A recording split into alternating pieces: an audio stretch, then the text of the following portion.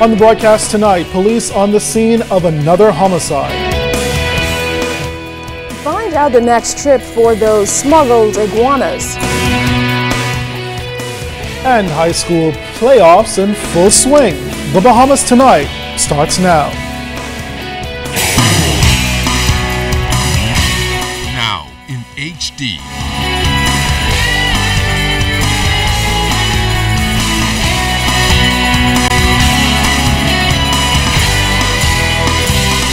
ZNS Network presents The Bahamas Tonight. This portion of the news brought to you by BTC Every Day. Shots ring out this morning and eyewitnesses say there were as many as 8. Good evening, everyone. I'm Keisha Adderley. And I'm Andrew Knowles. When it was all over, one man was found shot dead just minutes after he got home. Fern Carey was on the Soldier Road crime scene. The shots, and we start counting this in 1, 2, 3, 4. We count like 8 shots. A small group of residents gathered on Emmanuel Drive off Soldier Road shortly after 9 Wednesday.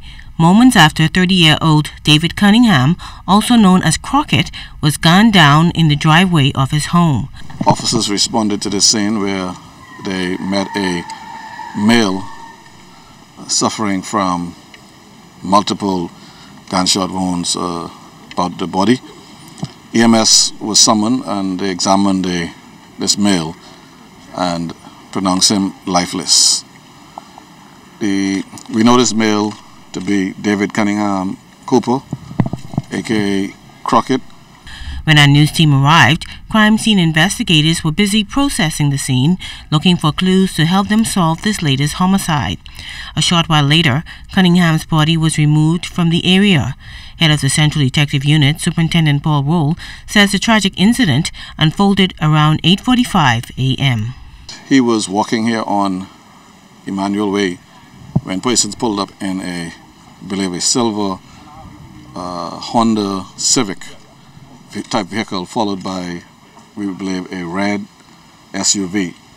A male exited this vehicle and discharged several shots in his direction, fatally wounding him. Police confirmed that Cunningham was on bail for murder and wearing an ankle bracelet. Authorities are appealing to anyone with information on this latest homicide to come forward. Fern Carey, ZNS Network News. Progress is being made by the Ministry of Transport and Aviation to streamline the public transport system here in New Providence. Following a meeting held with bus drivers last week, Minister of Transport and Aviation Glenys Hannah Martin says a hotline was established to deal with all complaints against rogue bus drivers. The number is 322-ROAD, R-O-A-D, 322-7623. And we've dedicated a person who is an experienced supervisor who's been taken off the normal route, and it will be completely dedicated to this issue of addressing and redressing complaints. And we will work with the police to ensure that we are able to respond as quickly as possible to complaints the public has. But it's really about a collaborative effort. It's not a finger-pointing exercise, and we want to enhance quality of life of Bahamians and move the country forward. Hannah Martin added that efforts are also being made to speed up the process toward a unified busing system, which will put all operators under one umbrella. She says this will not only improve the quality of life for Bahamians, but will mean an improved economic model for operators. The objective is this: to ensure that no bus owner no franchise holder is disenfranchised, but at the same time that we put in place an efficient system that is safe and reliable, such that it will become a more economically enhanced product for shareholders. We believe that if we bring about the reform that we expect to do with the public transport system, that it'll be more economically viable. Plus, it'll be a more efficient system for Bahamians who jump on the bus.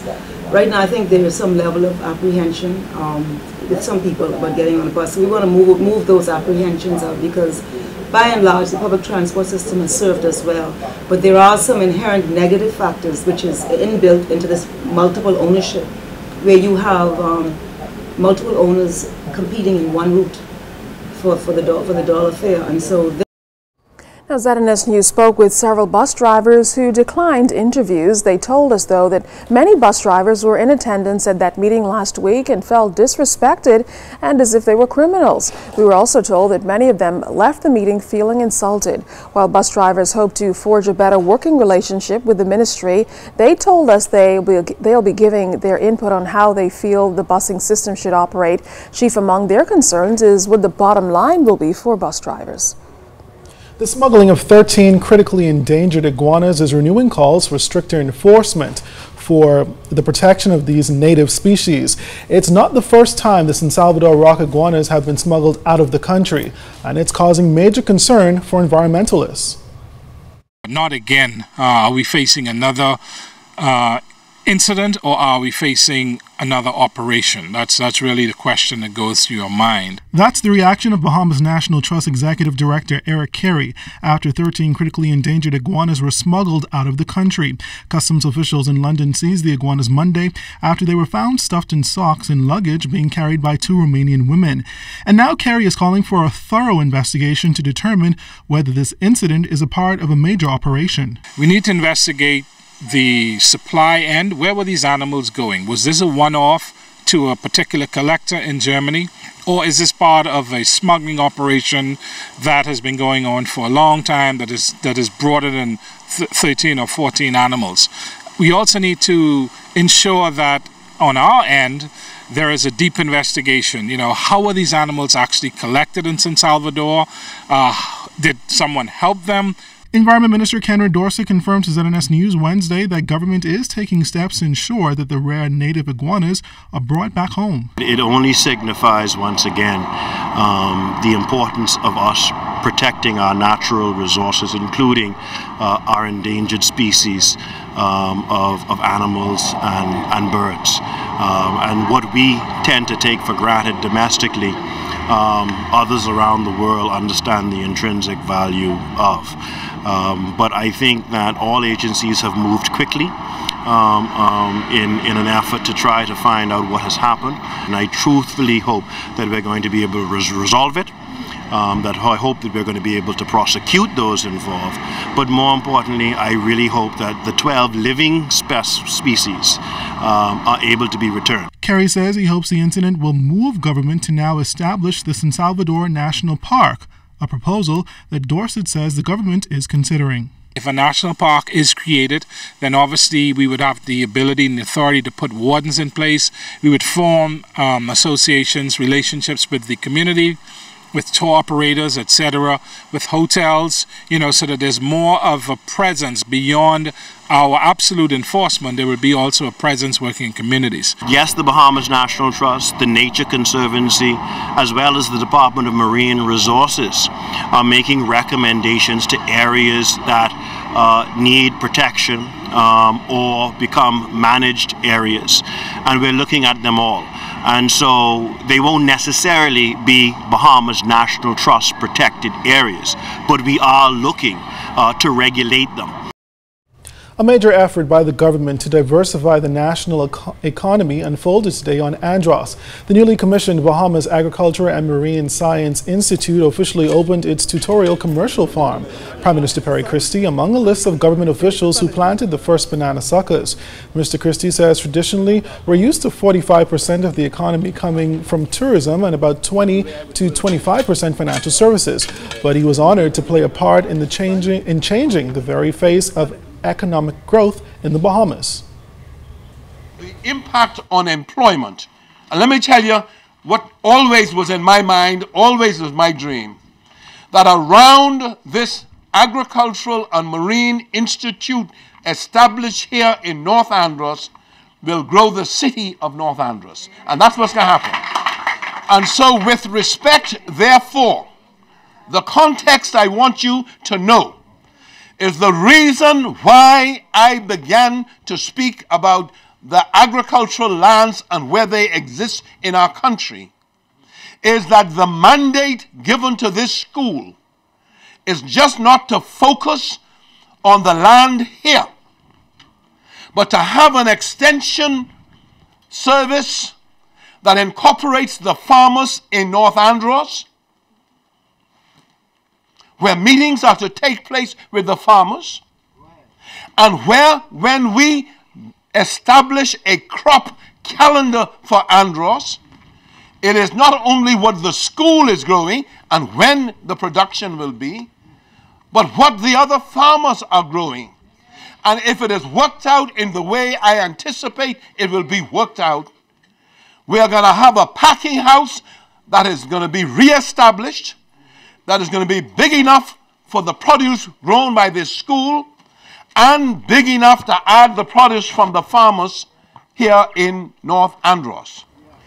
The coroner's inquest into the death of Reverend Dr. Kendall Stubbs resumed today. During the proceedings, the court heard from an expert in traffic crash reconstruction, Sergeant George Barnett. He testified that Stubbs was traveling east along Carmichael Road, and as Stubbs approached the junction of Bricknook subdivision, Stubbs was struck by a moving vehicle. Now, Sergeant Barnett said Stubbs' body was lifted into the air and thrown 8 feet from the vehicle, eventually hitting a wooden utility pole. The officer said Stubbs tumbled off the utility pole, his body rolling over the ground several times before coming to its final resting place. Barnett testified that Stubbs received serious injuries to his body and died as a result, noting that the driver never stopped. Barnett said police seized a Ford truck but later determined it was not involved in the accident. As a result, he recommended that police be on the lookout for a 1994 or 2000 SUV or truck with possible damages to the front section. The government is seeking Parliament's approval to convey an old building from the Treasurer to the National Insurance Board. Now, Carla Palmer tonight tells us that the request in the form of a resolution was tabled in the lower house today. Member of Parliament for Golden Isles, Minister of State for Finance, the Honourable Michael Alcides, tabled the resolution in Parliament. We are seeking today, Mr. Speaker, to convey the Rodney Bain building from the Treasurer to the National Insurance Board. The intention is to thus enable the National Insurance Board to execute a renovation of the building so that the building can be put back into use. It is expected, Mr. Speaker, that this would lead to the creation of employment. Minister Alcides also provided information on the man for whom the building was named. He said the late Rodney A. Bain was a significant contributor to the country's national development. He was the first Bahamian to be awarded a British Council scholarship, the first Bahamian Director of Education and Permanent Secretary in the Ministry of Education, and he was the first Bahamian to be appointed Secretary to the Cabinet. Seconding the bill was the Member of Parliament for Central and South Eleuthera, Minister of State for Legal Affairs, the Honourable Damien Gomez. We intend to use the Rodney Bain building to house a new family court and a drug treatment court.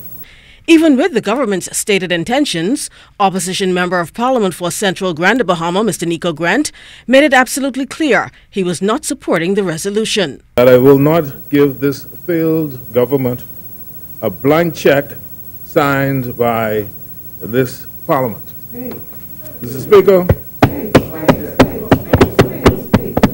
this resolution, and I read in part, now therefore be it resolved that pursuant to Section 5, subsection 3 of the said Act, this House approves the conveyance by the Treasurer to the purchaser of the said here detriments for a price to be mutually agreed in the said currency. Mr. Speaker, this Parliament is being asked to approve the sale of public property. We don't know how much it's being sold for, and that is certainly unacceptable. Lawmakers also passed 2 bills in the House of Assembly. These included the Bahamas Spatial Data Infrastructure Bill and the Forestry Amendment Bill. I'm Carla Palmer for ZNS Network News.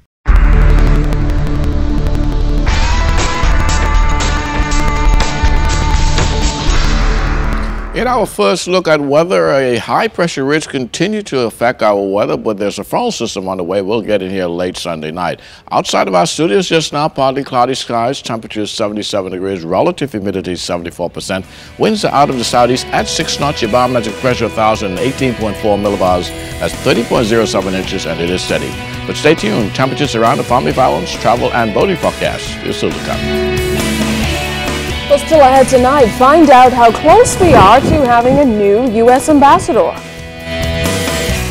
And Bahamians sign off on National Signing Day. You're watching The Bahamas Tonight. News is brought to you by Shell Quality Fuels.